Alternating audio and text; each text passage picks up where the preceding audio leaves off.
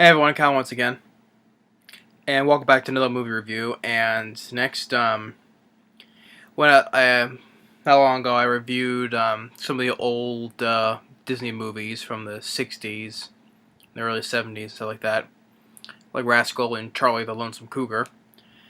And there was another Walt Disney film that I also ordered along with the stuff that I did with those DVDs. Now this one I'm familiar with. Now this one's the one that my dad remembers watching back in the time when it came out. And this one I would say is a classic, at least to me. Now I like all the other ones, like Rascal and Charlie the Lonesome Cougar, but this one I would say is a good classic oldies Walt Disney movie. And this is the classic 1978, The Cat from Outer Space. I really do enjoy this film a lot. I saw this a long time ago as a kid, but I remember enjoying it though. Haven't seen it much since, but just getting it recently. You can see it on that video that I got from it. I was looking forward to rewatching this again after all this time, and I still enjoy it just as much as I did for seeing it back in the day. Now, like I said, my dad remembers seeing this when it came out, because when I asked him, "Hey, do you remember The Cat from Outer Space?" when I showed him the trailer, I was like, "Yeah, I do remember this movie, watching it back in the day." So yeah, even my dad was a fan of this film. So yeah, it was released in 1978, and it's directed by Norman Tokar. Looking up some of the films that he's directed.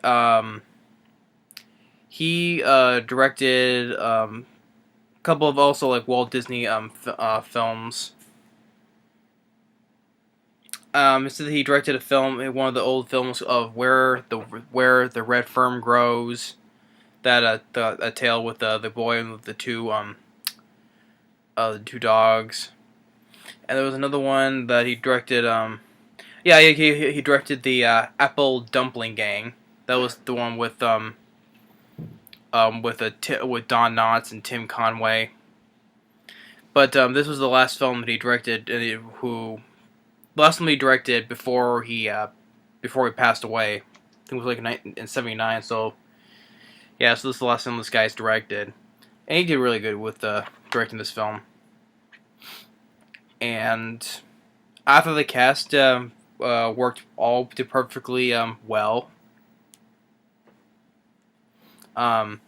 Stars Ken Berry as a guy named Wilson, who's like he's a theorist. And Ronnie Schell, who voices Jake as our cat here, or by his space name, Zunar J5/9 Doric 4/7. But Ken Berry gave him the name Jake, so we're just calling him Jake. And the film opens up, just the '70s look of a Disney film. There's a farmhouse. A small spacecraft lands, and when the doors open, it's a cat who has this collar that gives him abilities. And the army comes in. They take the spacecraft to their army base, and he follows them into where to the military base where they're holding a meeting. Where this general, played by General Stilton, played by Harry Morgan. He calls for a whole bunch of scientists to get their expertise on something they took from the spacecraft. It's like this, what do they call it? It's like a shape of an artichoke. And when they reveal it, it's spinning, has these colors in it, and it's floating in the air. It's floating in the air. What makes it float in the air? Even though, when you see it up close, you can clearly see the string that's holding it. But no one can give a proper response. But when Ken Berry comes in, kind of gives like a sort of a more reasonable answer. But considering he made a couple of jokes that made the general not laugh, they booed him out. And the cat follows him to his apartment.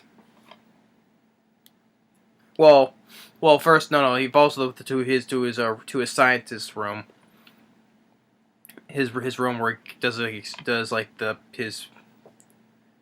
where he does, calculations, stuff like that, and it follows to him there, and he sees the cat, names him Jake, and the cat speaks.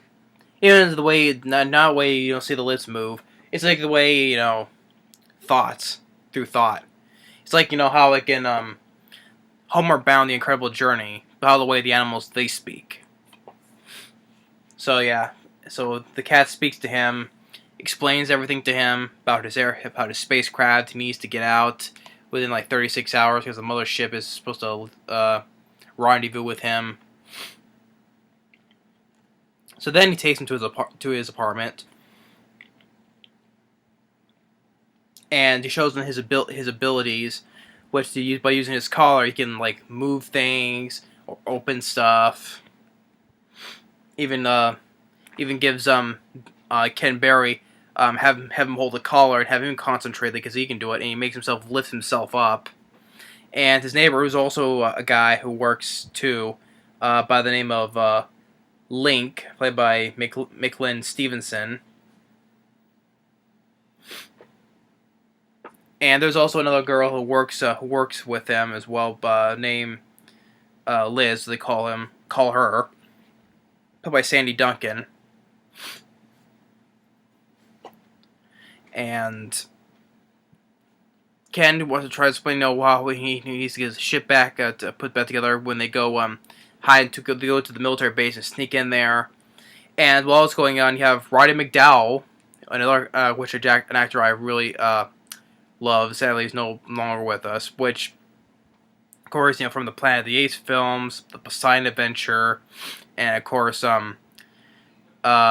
Peter Vincent in the Fright Night films. And he's in this. He's like a guy who's like an agent. Which you find he's working for some guy named Olympus, which I'll get into that though. He's there. He sees Ken Berry with the cat, and he follows them to the warehouse where a spacecraft's at, and Ken Berry's inside the spacecraft. It's small for a cat, and tells him that to put this thing on top of the roof so we can get the whole system, what's going on with the ship, and use the collar to like make himself fly through the room. He's having a little bit of fun there, and then confirms that his spaceship won't fly until he needs this certain little element that needs to be put into his ship to work because it got shorted out, and which is what he really needs is some gold. So he said, Ken Berry says, you need money for gold. He's trying to explain what money is. In this case, $120,000 worth of gold. So he needs $120,000 to pay for that stuff. He needs the amount of money to pay for that amount of gold, and then he'll be able to shrink it down to a teensy size to fit in that little compartment where it's supposed to be in the ship.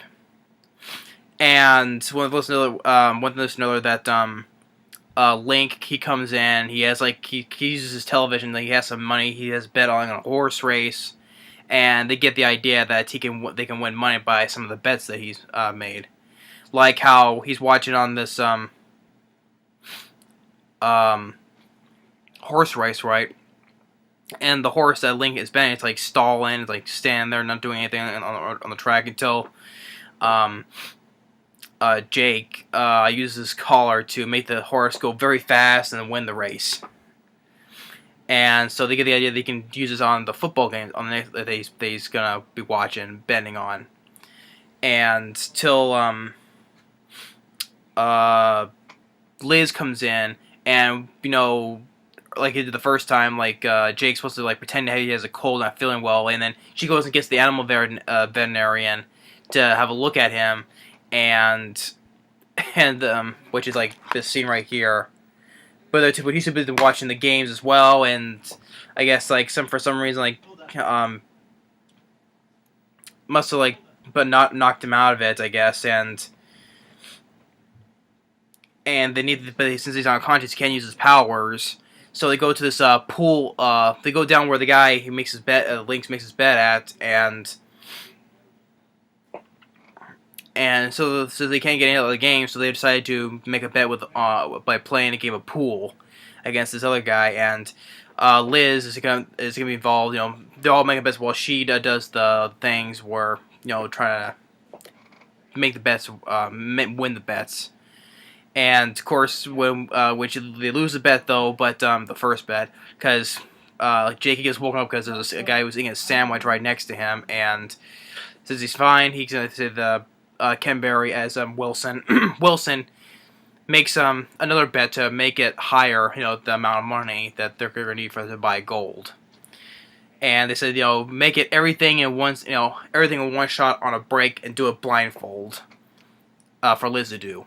So the guy I thought was the guy who's doing the bet laughs and thinks it's all a joke, but it's for real. So they do it. Jake uses his collar, make all the pool balls go all in after they break, all in the holes, and they win the money. The guy's like crying, and I don't know if I missed it, I don't recall how they got a bar gold. For some reason, how they just managed to get bar gold. I don't know. I forget where. I must have missed it. I blinked and missed it. But they got a bar gold, and the military is on to them because they've been analyzing the fingerprints from when Ken Berry was in the ship and the cat too. They managed to get the cat hair, which how they would leave cat hair. We never see them shed any cat hair in the ship though, so I don't know how they got the fur for the DNA analyzer or whatever. But they know where the guy lives, so they get in there, and Jake uses his collar to freeze everybody in place, and then manage to reduce the bar gold into basically like a size of a small pencil, basically, and so he steals the general's uniform to get past through the gates, and while the other two get leave behind, and also Jake is who likes Liz's cat named Lucy Bell. And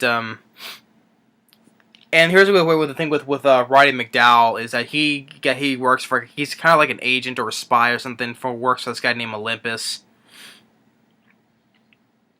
I guess he's like a criminal of some sort.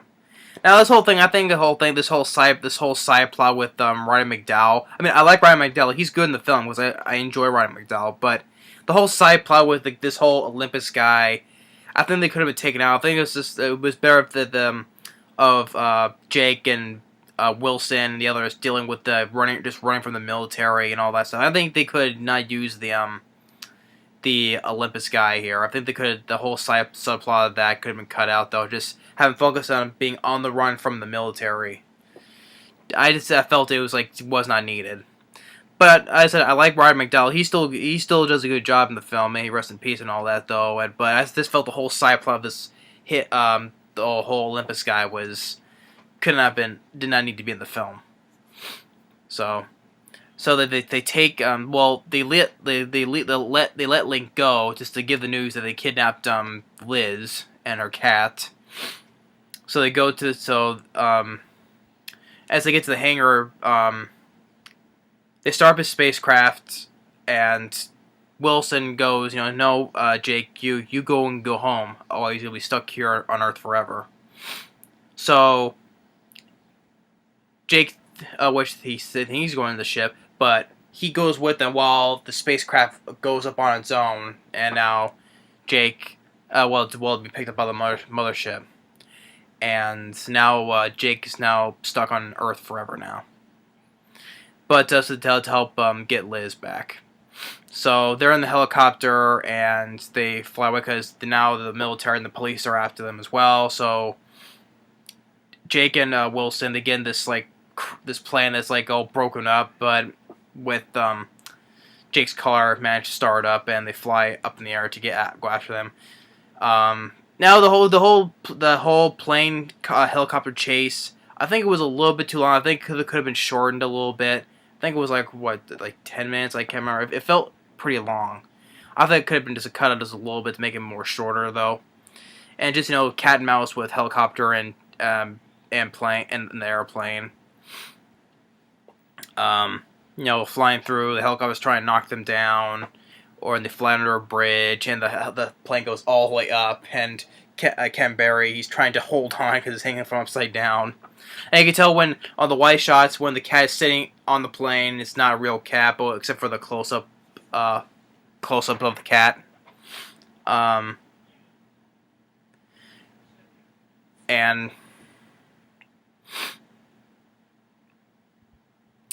then but Roddy McDowell, they kind of figure that what the guy's doing is not right. So he has one of the guys shoot at them, and Ronnie McDowell, he gets a flare gun. He has a clear target of them though, but he purposely aims up, try to sabotage the helicopter though. So he kind of has like a second thought that this wasn't right, even though he was going to be real rich with this, but he decides not to. So he sabotages the helicopter while all the guys bail out, and Ron McDowell holds onto the Olympus guy, holding onto him because there was no little parachutes. And it shows all of them are caught in the tree, hanging off by a cliff, and Ryan McDowell's hanging on to the guy for dear life. And then the plan,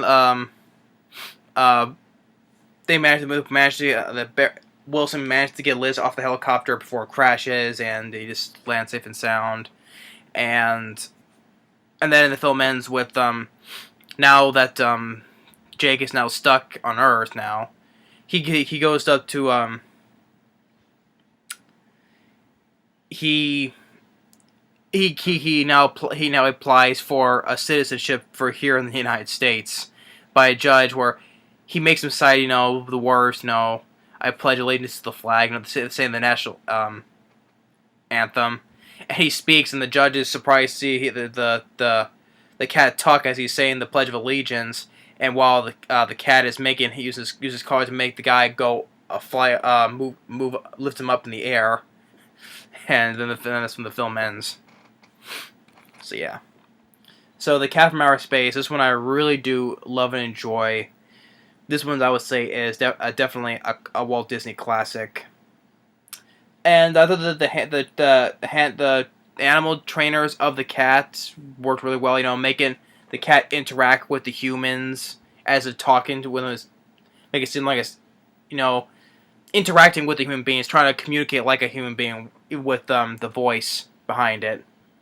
With the emotions, trying to make it seem like it's interacting with the human beings and all that. I thought the trainers did really well with the cat. I'm sure they used more than one cat though, not just one. So I think that they used the cat trainers. They did really well with training the cat to make him interact like with humans.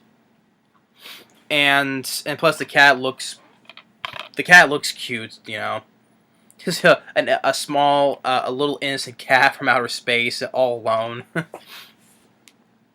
And the supporting the cast, I thought they worked fine. I thought Ken Berry, Sandy Duncan, Harry Morgan, McLean, Stevenson, and even Roddy McDowell. I thought they all did a fine job. Ronnie Schell as Jake. I thought he did a great job. Really great job as the voice of Jake.